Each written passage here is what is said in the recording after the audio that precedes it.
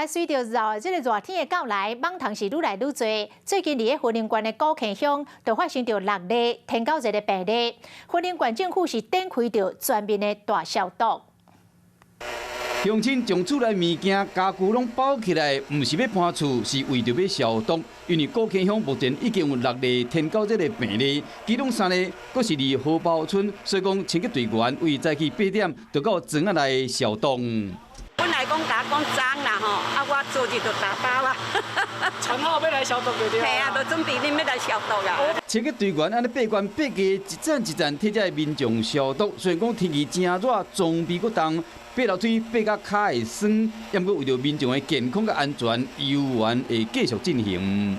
每一个楼层、每一个房间都要消毒到，所以我们的人员等于就是从1楼爬到3楼或4楼，然后再从3楼又下来。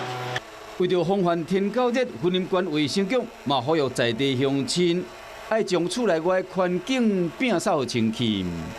嗨，我是庄宇杰，想要看到更多的新闻内容吗？赶快订阅华视新闻的 YouTube 频道，并且开启小铃铛，跟着宇杰一起看新闻吧。